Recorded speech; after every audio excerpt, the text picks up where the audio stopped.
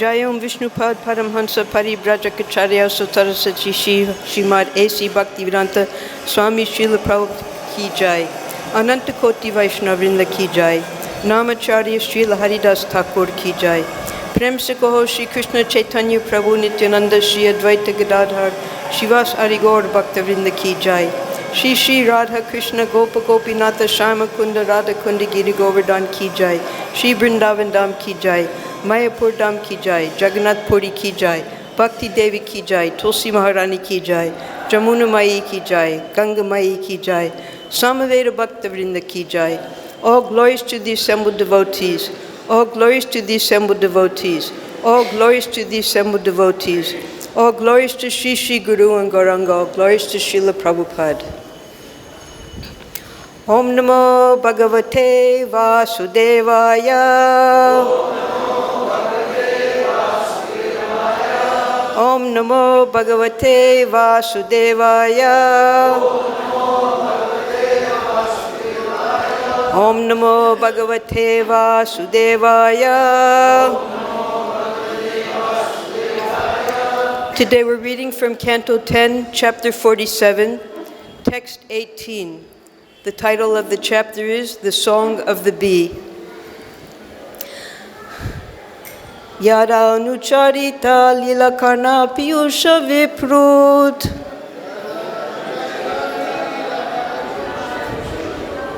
sakṛd-adana-vidhūta-dvandva-dharmā vinaṣṭāḥ.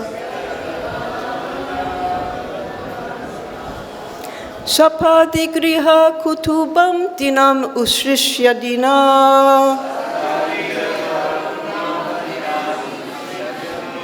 bahava vihaṅgā bhikṣu-caryāṁ caranti. yad-anucarita-līlā-karṇa-pīyūṣa-vipruṭ.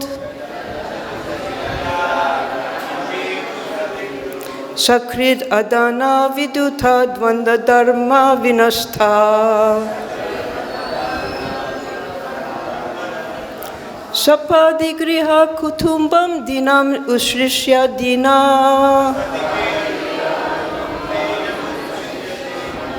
bahava vihaṅgā bhikṣu-caryāṁ caranti.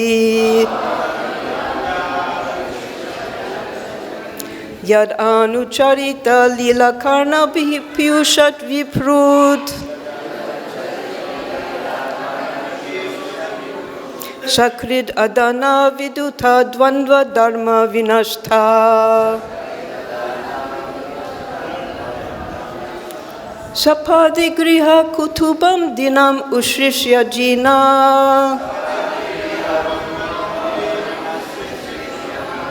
bahava vihaṅgā bhikṣu-caryāṁ caranti.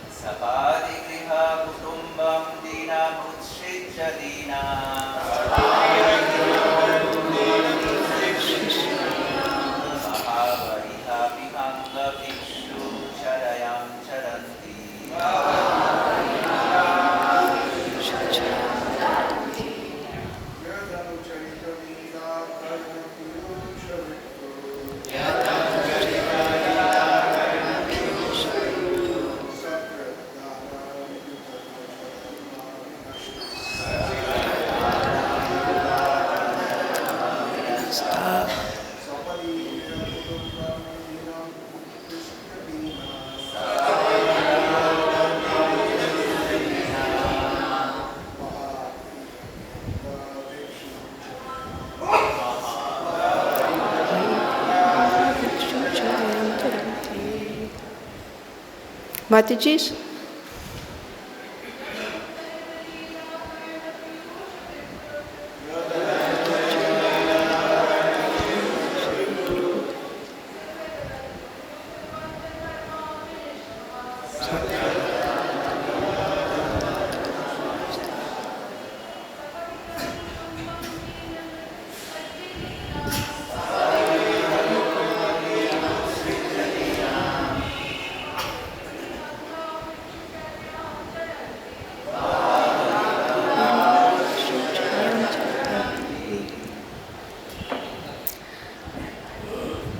Anyone else? Great. Yad, whose? Anucarita, constantly performed activities. Lila, of such pastimes. Karna, for the ears. Pīyūṣa, of the nectar. Vipruṭ, of a drop. Sakṛt, just once. Adana, by the partaking. Vidhūta, removed entirely. Dvandva, of duality. Dharmāḥ, their propensities. Vinaṣṭāḥ, ruined. Sapadi, immediately. Gṛha, their homes. Kuṭumbam, and families. Dīnam, wretched.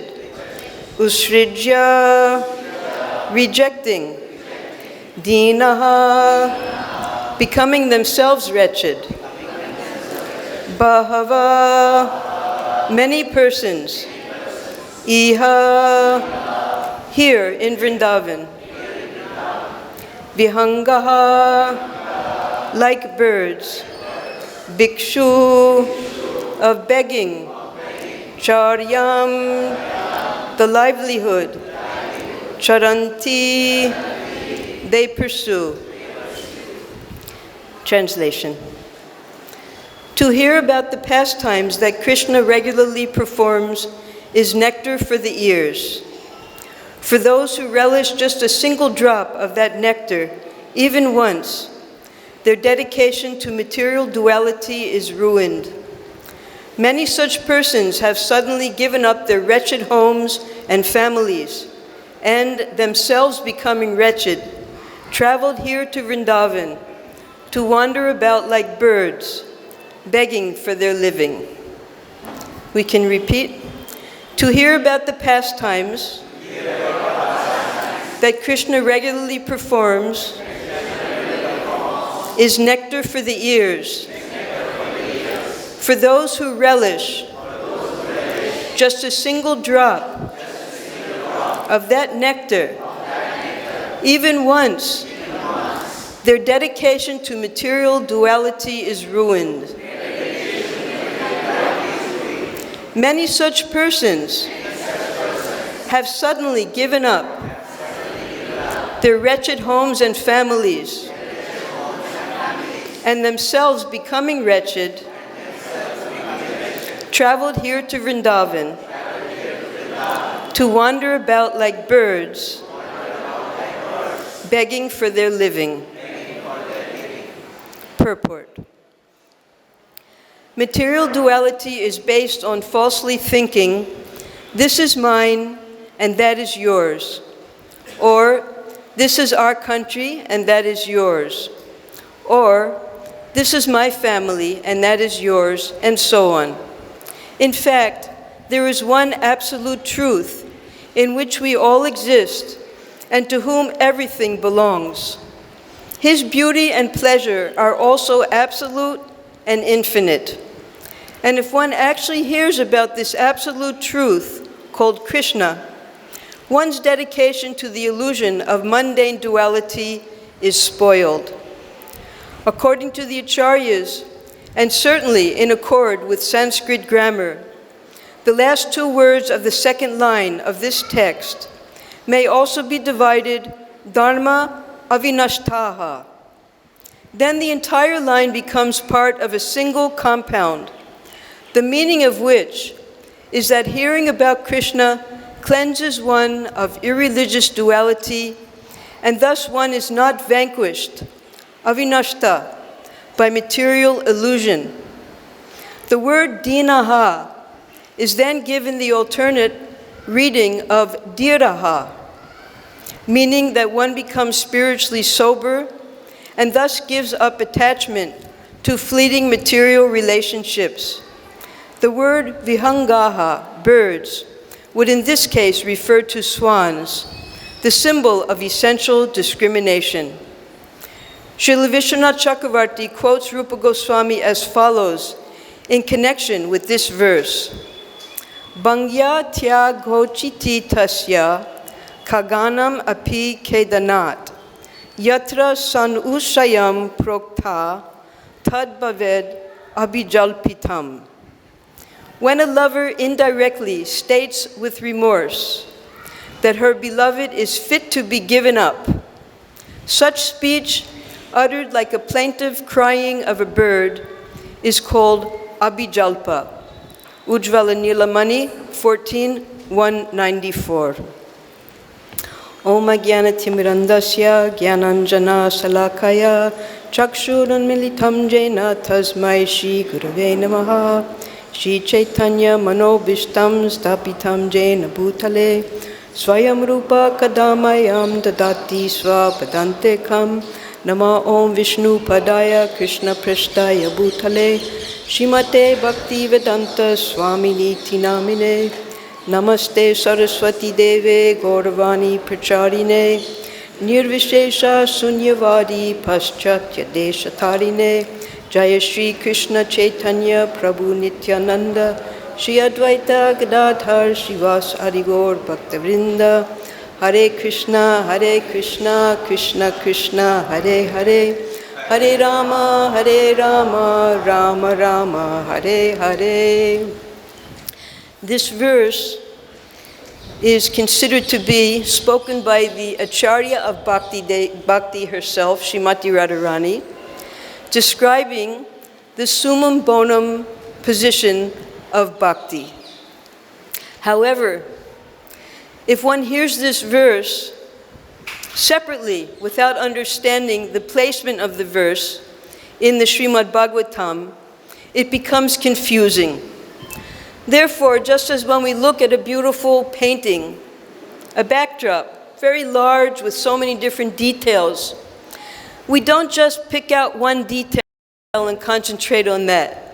We try to understand the entire landscape and what that particular detail is in relationship to the whole landscape.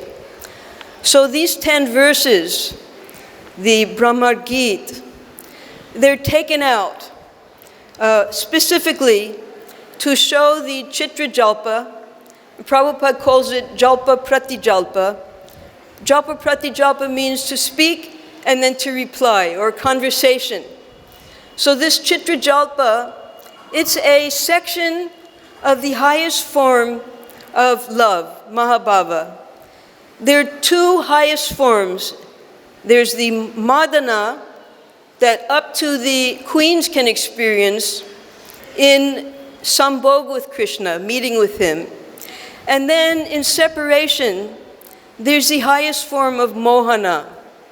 So these 10 verses are the expression of Mohana Viyog by Srimati Radharani herself, who is the exemplary of Mahabhav. So I want to first describe the entire landscape of these 10 verses so that we can appreciate them more, and then go through very technically what each of these 10 verses are leading up to. It starts when Krishna, on the day that he killed Keshi here, just down the road, and Narada Muni came to him. Narada Muni was very anxious because Narada Muni is in a particular mood of appreciating Krishna's pastimes. He wanted Krishna to leave Braja and begin his pastimes in Mathura and Dwarka, because that's what he appreciated the most.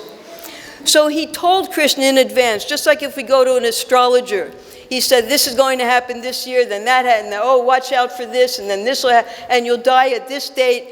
And then it goes into our mind, and oh yes, so I know that this is going to happen. We make it happen because the astrologer scientifically told us this is what's going to happen. So this is what Narada Muni did to Krishna. Krishna was very happy here. He had completely forgotten about Mathura and what he had even come to earth for. He was playing with his friends every day. He was a little boy, so happy with Mother Yasoda and Nanda Maharaj. And then Narada Muni comes and tells him, no, it's all over. You're going to have to go. You have to perform your paritarnaja, all the things that you were meant to come here for. It's time to leave now. And Krishna heard it. It went into his mind. He said, oh, that's right.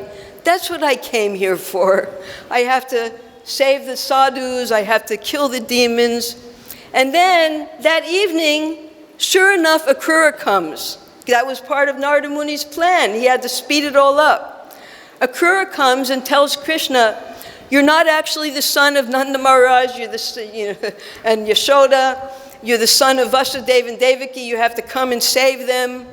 Now, a little baby doesn't know who their parents are. The baby just knows who feeds them. And from the time of babyhood, Devaki fed Krishna once her milk. But his whole childhood, up to even then, he was sitting on Mother Yashoda's lap and she was feeding him. According to Krishna, Nanda and Yashoda were his parents. And then Narada, Akrura come and tell him, no, that's not true. Your real parents are Vasudeva and Devaki. And then they say, you have to kill Kamsa, everyone's suffering, you have to leave now. So within one day, that night, the next day, Krishna left. Now, he's a child, 11, 12 years old. He has toys, he has his favorite clothes, he has all the things that an 11-year-old has. So before he leaves, he gives to his mother, he said, here's my flute, I'm coming back day after tomorrow, keep my flute, make sure Radharani doesn't take it, she's tried before, you have to carefully protect it. Here's the rope that I use for tying the cow's legs, here's the stick I use for the calves, here are my toys, you hide all these things, make sure nobody takes them, I'll be right back. That's as much as he did before he left. He didn't even say goodbye to everybody, he just got on the chariot. He told them all, I'm coming back in 2 days. Then he reaches Mathura, and we know what happened then, the breaking of the bow, Kuvalayapita, killing of the wrestlers, killing of Kamsa's sons, the funeral, and then it's time to go home. He said, I want to go home now. Nanda Maharaj is leaving. No, you can't go home. This is your home, Mathura. These are your parents. No, my parents, Nanda Maharaj and Yashoda, they're waiting for me. Everyone wants me to go. No, you have to stay now because you killed Kamsa. All the demons are going to come. You have to protect us. If you go there, the demons will come to Braja. They'll kill all the cows. They'll kill Mother Yashoda and Nanda Maharaj. You have to stay here. So Krishna wanted to go home, but he couldn't go home. So he sends Nanda Maharaj. Nanda Maharaj, we know about the suffering of the Brijbasis. He has to stay in Mathura. He's miserable. Every day, Krishna would have a feast before he went out to herd the cows. Milk, Radharani would come, all the gopis, Rohini, big feast every morning. In Mathura, they don't even have breakfast. Nobody even thought to offer, they don't eat until 1, 2 o'clock in the afternoon. He's starving. It's not the way he's used to living. Nothing to do during the day. He doesn't get to play in the forest. And then they send him to Gurukula. Now, we all know what the Gurukulas are like. Right? It doesn't matter where it is. Vrindavan, Mayapur, Ujjain. Gurukul means tapasya. He had to beg for his food. Of course, because he was Krishna, everyone gave him the most. All the boys wanted to go out with him because he collected the most. But it's a very difficult life. He was just there maybe 2 months, a little bit more. And then he comes back with Balaram. He just wants to go back to Vrindavan.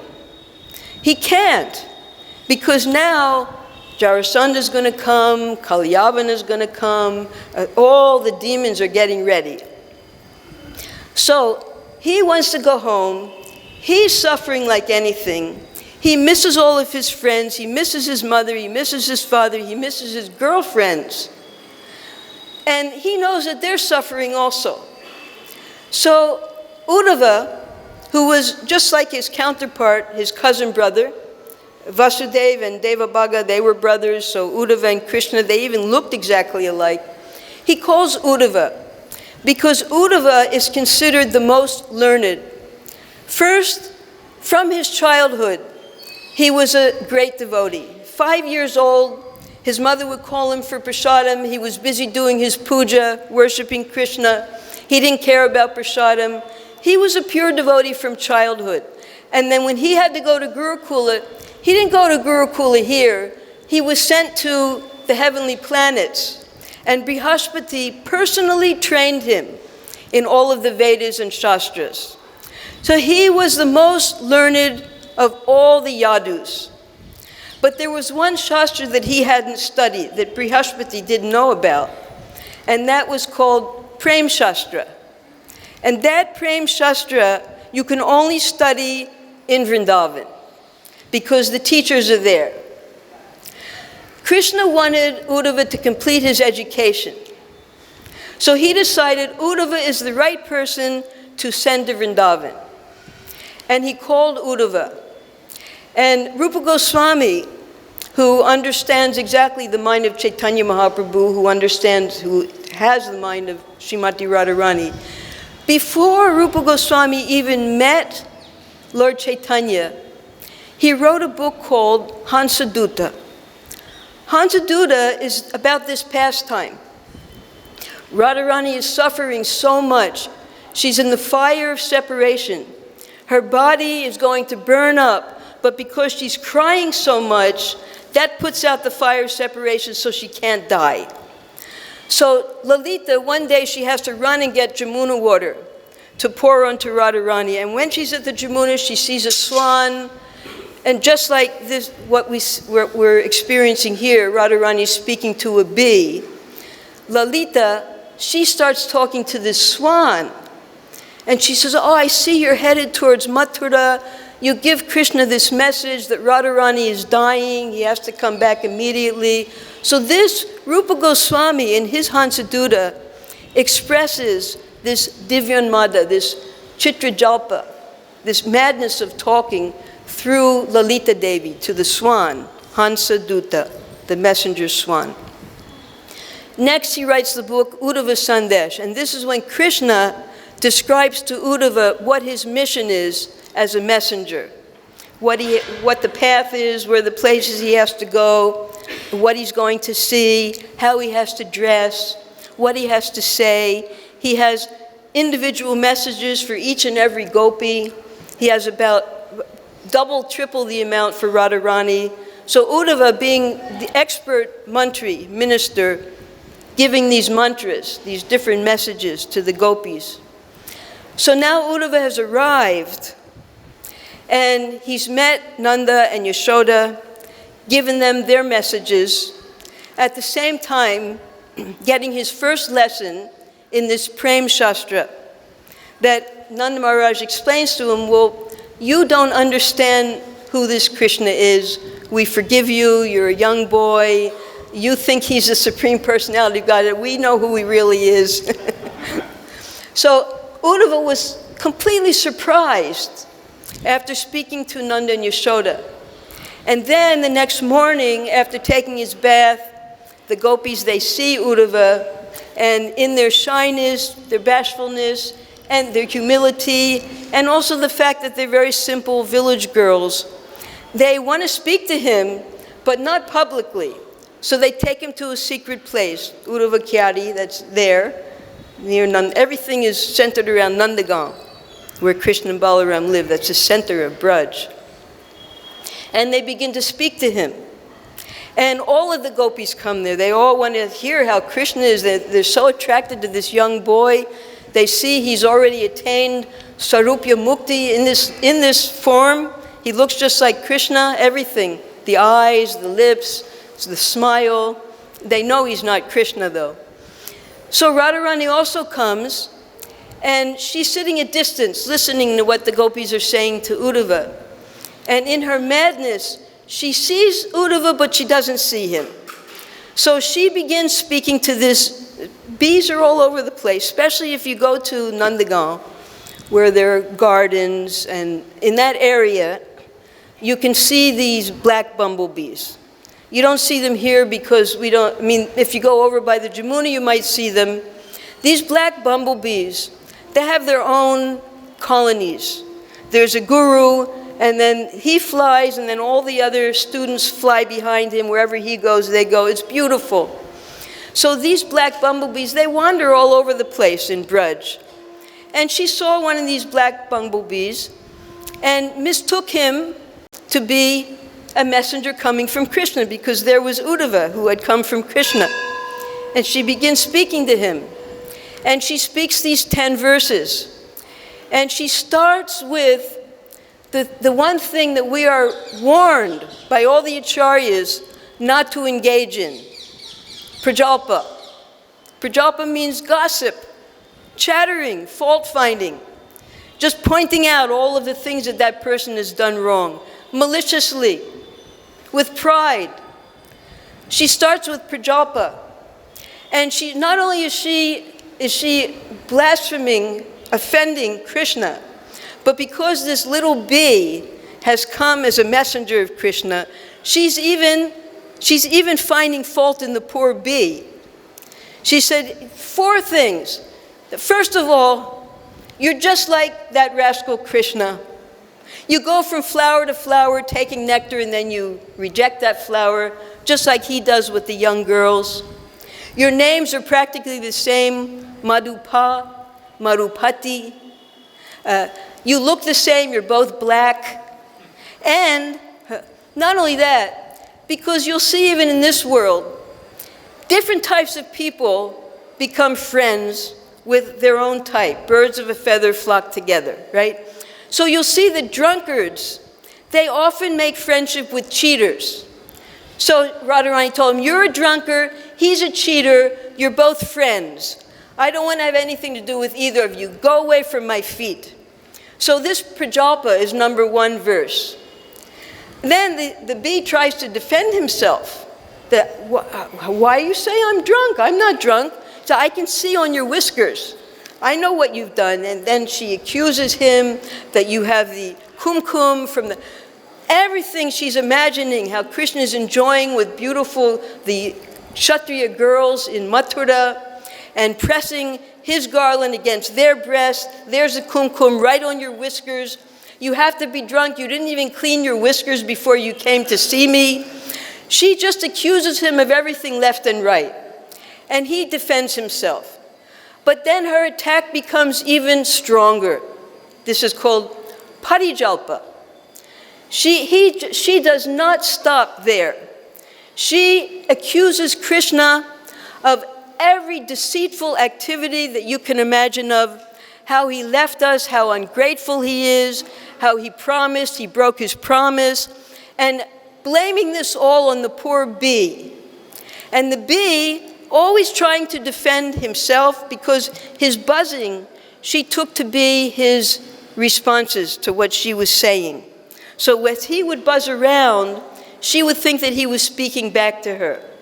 So from this parijalpa, then she starts her attack on her number 1 rival, who Krishna is now with in Mathura. It's not, what's her name, the hunchback? Kubja. It's not Kubja. It's Lakshmi. Lakshmi is Radharani's, although Lakshmi she's expanded from Radharani, Lakshmi is considered the number 1 rival, the Sapatnya. Because Lakshmi ji, she's so foolish and so stupid. This is Radharani speaking to the bee. She believes everything about Krishna. And she's so attached to him that when he enjoys with other girls, she very humbly just becomes a golden line on his chest, waits till he's finished, and then at night when he goes to sleep, she comes out and enjoys with him. She's such a fool. I'm not a fool like that. I know better. I don't trust Krishna. We don't believe all the things that it says in the Shastra about Krishna, because we know Krishna better than anyone. So then she goes on to, this is prajalpa, parijalpa, then comes vijalpa. Now, Vijay Saka, that's the vijalpa. So Vijay can mean many different things. Vijay is also like Vijay Lakshmi, that now he's become the friend of Lakshmi, now he's become the friend of Arjuna. He's no longer the friend of Subal, he's forgotten all of his friends. And then she goes on to Ujalpa. Ujalpa is when Radharani is attacking Lakshmi Devi. She's saying that Lakshmi Devi heard that Krishna is Uttama Sloka, is Ujalpa. She believed it. And therefore, she stays with him, whatever he does. She doesn't care. But we know that Krishna is called Uttama Sloka because the first thing he does, and this is what's related to this sloka, is he makes people suffer. He has them in such suffering. Then he comes and he uplifts them. He takes them out of their suffering. And then he's honored as Uttama Sloka. But we know what he's actually doing. He loves to see people suffer. And then he gives them happiness, and that makes him famous. So we're not so foolish. We know better than Lakshmi. She's putting in her pride. We're all better than Lakshmi Devi because Lakshmi Devi doesn't understand this boy Krishna. So then the bee, he gets a chance to talk because the bee was sent as a messenger, just as Uddhava was sent, for conciliation. That means to make peace, to give some peace to Radharani and to all the gopis who are suffering. So that's Sanjalpa, Sama, Dhamma, then Ved, and then Danda. So the bee says to Radharani, he said, you think that your heart is so pure when you're speaking so many offenses against Krishna?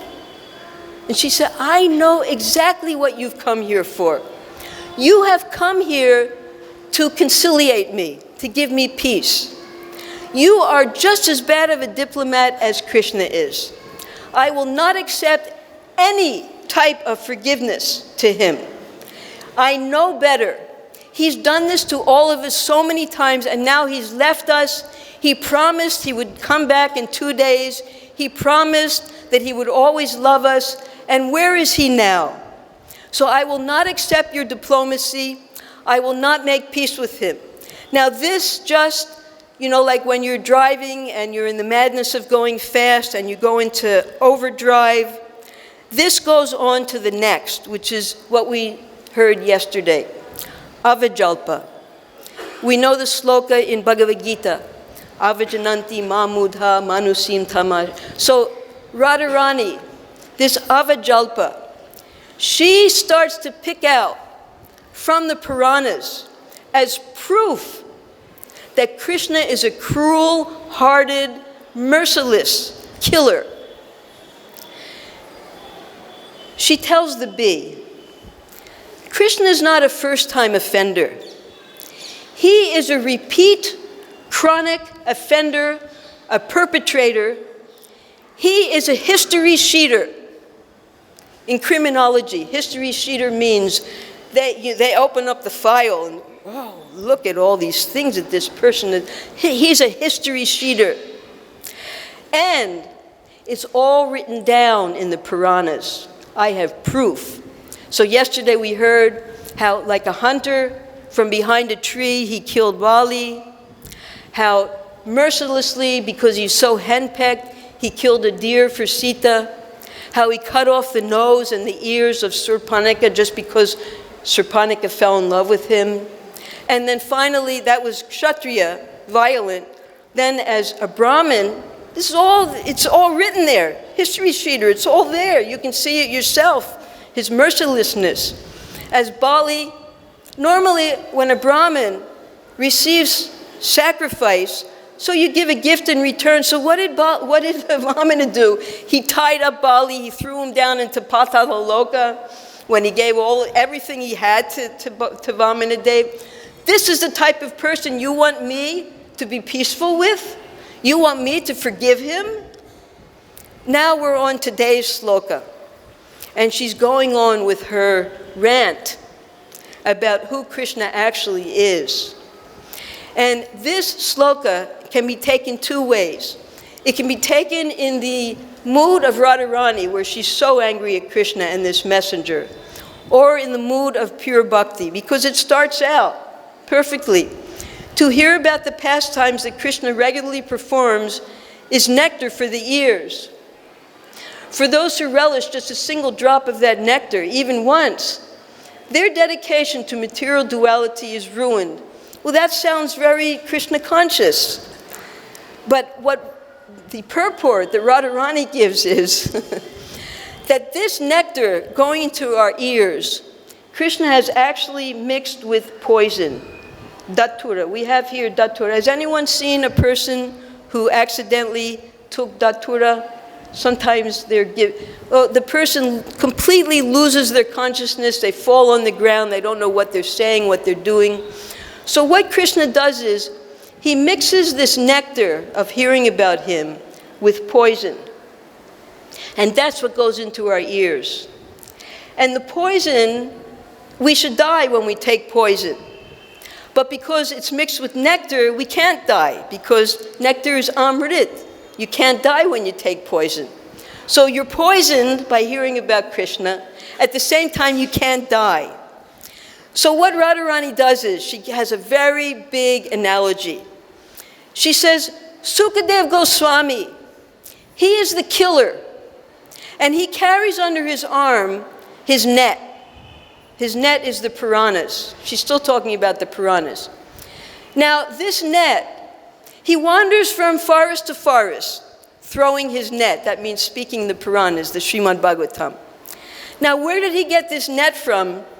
His father constructed the net because Vyasadeva, he wrote the Puranas. Now, where did Vyasadeva get the idea to weave this net?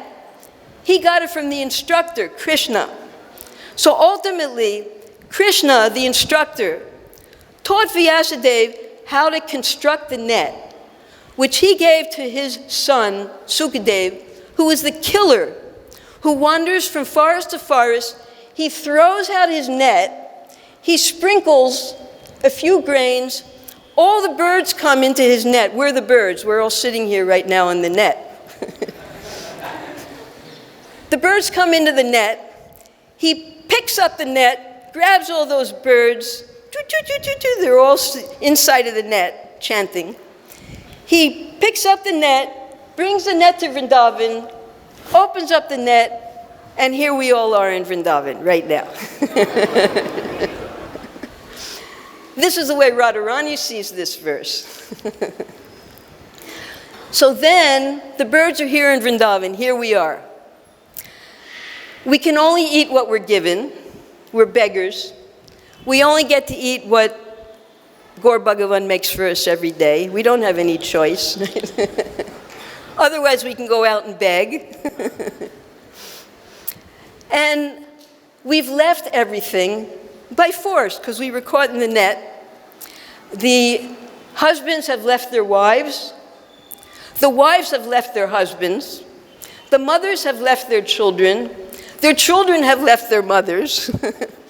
And everyone has left their in-laws. The in-laws, they're so old, they don't know where their next meal is going to come from. They're going to die unless we take care of them. Gone. We're in the net. We've left everything. So that is this dvandva-dharmā vinaṣṭāḥ. Yes, dvandva-dharmā vinaṣṭāḥ, it sounds very elevated that we've given up this dvandva, this dharma of duality. But actually, we have simply caused misery and distress to all the people behind us. Now, just like when Krishna came back from the Gurukula, and he was lamenting in Mathura, that I want to go see my mother, I miss my hot milk, I miss all the nice prasadam. Sometimes we think, I'm going to go home, I'm going to see my parents again, I'll eat whatever I want, I don't have to get up for Mangalarti. And then we go home, and what meets us? How could you have left us like this? Don't you see they're just tricking you? They've ruined your life. They've poisoned you. They've brainwashed you. Now we come home to our parents to have, to get a break from the austere life in the temple, and we're just met with such lamentation. How could you have done this to your family? You left your family. So that's why Krishna didn't come, that he sent Uddhava first to prepare, because this is what Uddhava met with. So Radharani, she is suffering, and she has seen things. Now it goes on. Many such persons have suddenly given up their wretched homes. Yes, we were all suffering in material life and families, and themselves becoming wretched. So we gave up one wretched thing. Now we're living as devotees in Vrindavan. Our life is, what do we have? We have a few sets of clothes. We have somewhere to sleep at night. We have prasadam. We're looking forward to when everyone's going to be chanting in our ear, and then we get to go back to Godhead. That's the big time of our life when we get to give up this body. I mean, we don't have much here in Vrindavan. We might try to collect things here, but it's always a failure. Because we know, everyone knows, because we see people dying every day and going back to Godhead. We know there's no real purpose in collecting much in Vrindavan. Because we know the philosophy. Everything gets taken away from us. We can't even take our bead bags with us. We can just take the mantras that we've received. That's all that goes with us. And our mind is what causes us either to take birth again and again and again, or if we can think of Krishna, then we go back to Krishna. So wretched on both sides, different type of wretched. One is wretched in misery and in ignorance, and life as a devotee, it's very austere, we have to admit. We didn't come here to enjoy. We came here to give up all those enjoyments. And Radharani, all of the residents of Vrindavan are in such suffering now. A wretched life that Radharani, all the cowherd boys, it'll go on. Because after this Abhijalpa, tomorrow we have Ajalpa. Ajalpa is the peak of how Krishna is actually killing us. She compares that the deer hears the song of the hunter, and the innocent female deer, she comes close to the hunter. She's attracted to that singing. And he shoots her with an arrow and kills her. Radharani tells the bee, we were just like that. We heard Krishna's flute, we came to him, and then he captured us. And if you really want to capture someone, you don't just embrace them, you dig your nails into them. She said that Krishna, he dug his nails into us just like arrows, and he killed us. We're finished. We don't have any life anymore because Krishna has captured us. Then, after accusing Krishna over 1,000 offenses, and Radharani admits it in the last one. She says, despite my 1,000 offenses. Now, Krishna gave Shishupal 100 offenses. But all those offenses were spoken in hatred.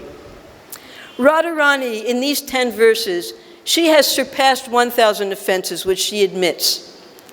But Krishna, he takes it, we heard yesterday. Krishna says, Rupa Goswami quotes this sloka, that the Vedas, the Shrutis, the Puranas, all of the prayers are not as pleasurable to me as when the gopis scold me. So Krishna is actually enjoying this. As a bee, some people say that the bee was actually Krishna who came to hear all of these assaults because he wanted to hear Radharani in her Chitrajalpa. Some say that actually Radharani was speaking to Uddhava. And some say just in her madness she was speaking to the bee. So the bee then disappears. And Radharani realizes, what have I done? This bee was sent by Krishna to bring me to Mathura so I could be with him. And all I did was slander him, and now he's gone.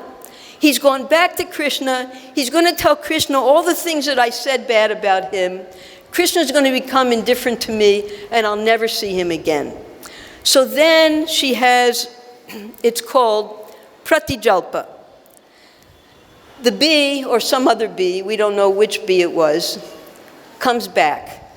And she's so grateful. And she's apologetic now, this Pratijalpa. Now she's ready to give a proper reply. She says, thank you so much for coming back. Please forgive me for all of my offenses. Now please tell me, how can I help you? You've come so far from Mathura, let me give you a gift. So this is the pratijalpa, or the reply that she gives. And finally, the last sloka, sujalpa. She's finally speaking pleasantly. She doesn't speak about herself whatsoever. She says, how is Krishna? He's there in Mathura still? Has he gone anywhere else? Does he have any plans to return to Braja? Does he remember his father and mother? Does he remember his cowherd boyfriends? Does he remember his maidservants? Does he sometimes think of the nice service that we used to do for him? So she was very well behaved in the last sloka. And then she just prays to the bee. She says, I know Krishna has sent you here to make me peaceful. Krishna has sent you here to take me to him. But I can't go to Mathura, because if I go to Mathura and if I see Krishna with other women, my jealousy will become sparked again, and then I won't be peaceful anymore. So it's better I stay here. I wait until Krishna returns. So this is the 10 slokas. And analytically, Rupa Goswami has described these 10 slokas. It's not that in the Srimad Bhagavatam, Sukadev Goswami, due to shortage of time, and due to the fact that he himself was in such ecstasy while he was speaking, he didn't say, now we're going to discuss prajalpa, parijalpa, ujjalpa. No. Rupa Goswami does that in his book, Ujjvala Nilamani. Because Rupa Goswami, when Prabhupada, it's the most important book for us, it's our law book, Bhakti Rasamrita Sindhu. Rupa Goswami, he had to describe all of the rasas and the whole science of bhakti yoga. But himself being a manjari, and this is a very important thing that Bhaktivinoda Thakur discusses in Harinam Chintamani, how to enter into the spiritual world. The first rule is that anyone who enters into Goloka Vrindavan has to understand that they are eternally subservient to Srimati Radharani. Everyone, all creatures are subservient servants of Srimati Radharani.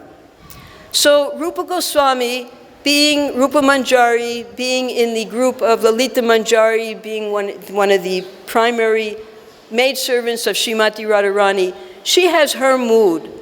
So dutifully, as Sri Chaitanya Mahaprabhu described to Rupa Goswami at Dasashvamedha Ghat for 10 days, he gave the entire Bhakti Rasamrita Sindhu of all the rasas.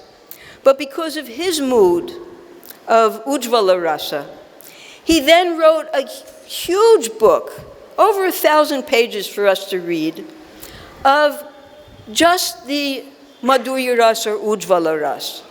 And in there, he describes in exact scientific detail all of the different types of moods, expressions, gradations of Ujjvala Rasa or Madhurya Rasa.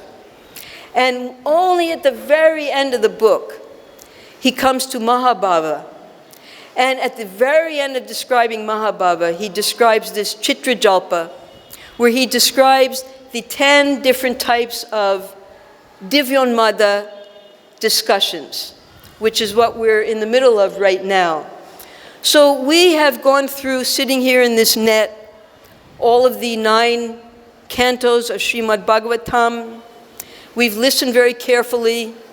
Hopefully, although Srila Prabhupada did not have the time to personally translate this, his disciples who he trained, they have translated, but Prabhupada gave us the Krishna book. Krishna book is so full of nectar. You can read this entire description here in the Krishna book and understand perfectly. Prabhupada describes it very simply so that we can understand it because when you read Rupa Goswami's book, there's so many Sanskrit things that our brains, many of these words even can't be translated into English. You'd have to be a Sanskrit scholar to understand even what Rupa Goswami is writing. So Prabhupada has given us in Krishna book This Chitra Jalpa, which Prabhupada calls Jalpa Pratijalpa, this conversation with Radharani and a bee. And whether we are new devotees, because we're passing out Krishna book to the people who know nothing about Krishna, and they read these beautiful stories, and they get into their ear this nectar and poison, and then they, just like us, they give up their families, they give up everything, this Dvandva-dharmā.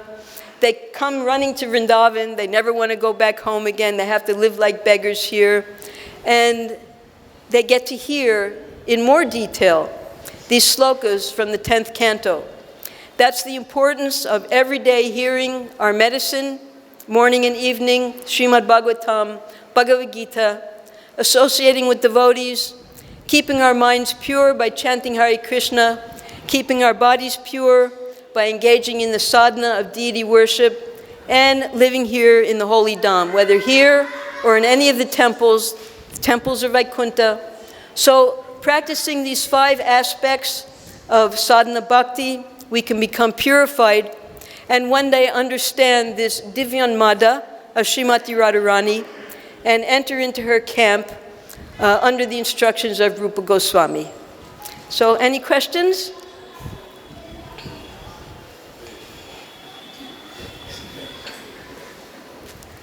Sometimes they pray that God save my son or save my family, and then the son dies, the family dies, and then they become atheistic. So it could also go to the opposite side if someone is blaming God for their own suffering, and there must not be a God. Radharani is appreciating Krishna and chastising him in her own way, but it seems like in the Western world and for people in general, especially during wartime, this and that, a lot of times they pray to God, but they don't see any response, or they don't get their wish fulfilled, they become atheists. Can you say something like that?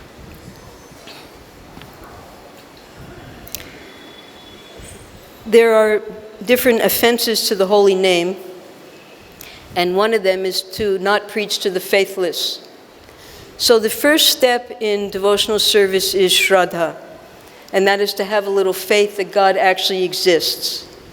And that Shraddha only comes by associating with devotees. And that's the importance of the devotees who are so kind-hearted, they travel all over the world, and they give their association to the innocent. Now those who have no faith, even after seeing a devotee, associating with a devotee, they can't understand or get the mercy of that association with the devotee, and therefore the devotee in the madhyamadikari stage avoids those who are faithless. So this science, even as a preacher, although we may have great love for Krishna, we come down to the platform of madhyamadikari, and we have to distinguish the faithless, the innocent, the friends who are other devotees, and the Supreme Lord. And if we see that a person has lost his faith and due to his bad association has demoniac qualities, does not believe that there's chapter 16 of the Bhagavad Gita, we know how to recognize them, then we have to avoid their association. Otherwise, our bhakti also becomes inflicted by bad association. So it is their misfortune by bad association, and the devotees who wander around the world trying to pick up the innocent, they're more merciful than the Supreme Lord, because even Nityananda Prabhu, Jagai Madhai, they're even willing to go to the faithless and remind them that God exists, even at the danger of their own lives. So these faithless people, they're simply unfortunate. Originally, we've all been with Krishna, but due to our bad association, due to our envy of Krishna, we've come here, and the devotees are so merciful that they travel around looking for anyone who will hear about Krishna, so that they can make even the most unfaithful atheists into devotees again. So that's just the mercy of the devotees, that they can turn the faithless into faithful devotees. Just like when the moon mission happened, some devotees felt that there might be some discrepancy in the scripture or something, or maybe they just used it as an excuse to not follow or be obedient. Sometimes people say, oh, the GBC is no good, or it's kind of full of problems, so why I should follow them, I should do my own thing. So sometimes, if one doesn't have that faith, they can also utilize their logic and reason to just be independent and not surrender. Yeah, jnana karmadi anavritam. Yes, that jnana, sometimes using this logic, material logic, that will, it will take us away from bhakti. It's not that the Shastras aren't logical, they're very logical. It's just that we, being so small, we can't see the bigger picture.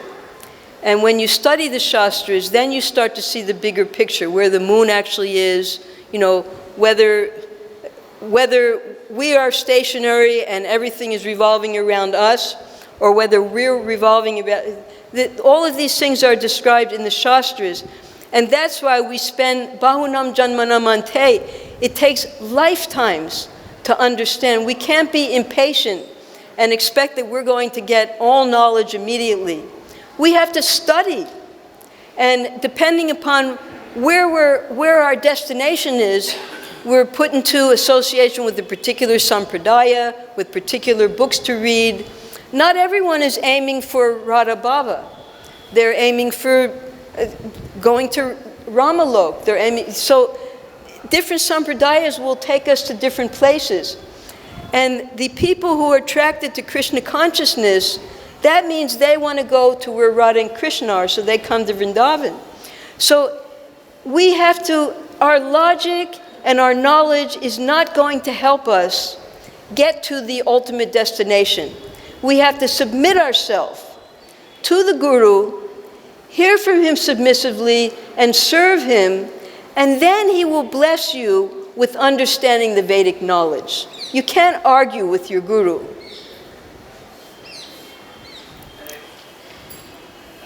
Yes, Prabhu.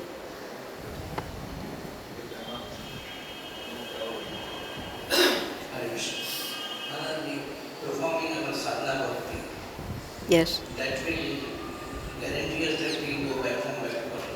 That will guarantee us that we go back home back to body. We never give up sadhana bhakti, even on the topmost. You look at what are the gopis doing every day. They get up, they perform mangalarti, they take care of the cow. Everything is sadhana bhakti. Sadhana just means how our body is performing devotional service. It's not inferior, or even Raganuga Bhakti is a part of sadhana bhakti. Sadhana bhakti just means our activities in Krishna consciousness. But the difference is the consciousness. In the beginning, we perform sadhana bhakti because our Guru Maharaj tells us to do it, because we don't have any taste. But later, when we develop a taste, we go through and come to ruchi and then asakti, and then we want to do all of these things. It's still sadhana bhakti. So sadhana bhakti is there from day one up until the supreme perfection. Okay.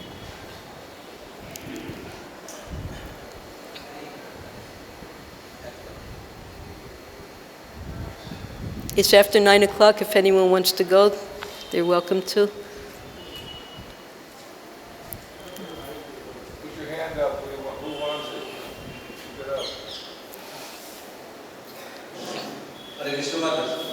Mataji, as it has been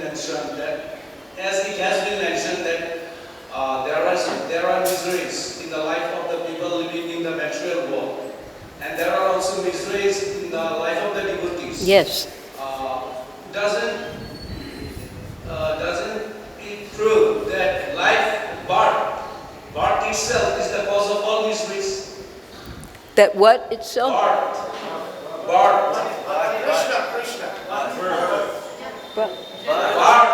Birth. Birds? Oh, birth? Oh, birth. Birth itself is the cause of all miseries. It depends what type of a birth you have. You can have a spiritual birth also. So, but according to what Radharani is saying in this sloka, she uses the same word 2 times. Dīnā, dīnā. We give up our wretched life. There's wretched. It's translated as wretched. And then we come to another wretched life here in Vrindavan. So both are wretched, as you said. But the difference is one is without Krishna in total ignorance and misery, and the other is we're performing this wretched life just for a purpose of attaining Krishna. So, but birth is, Krishna explained, that's the 2nd chapter of Bhagavad Gita. Our births are, it's eternal. Because we're Tatastha Shakti, we will eternally take birth. Either we'll take birth amongst Krishna's entourage and go with him from universe to universe, or we'll take a material birth in total ignorance. But birth is janma mritu jara vadya. It's one of the diseases that we suffer when we have a material birth. But birth also, when you see Krishna, although he is Ajja, he also takes birth, but for a purpose. And all of his devotees take birth with him for that same purpose, to assist him in his mission. So birth we're always going to have. We'll never be able to get around birth. Okay? Thank you. Thank you. All right, all glory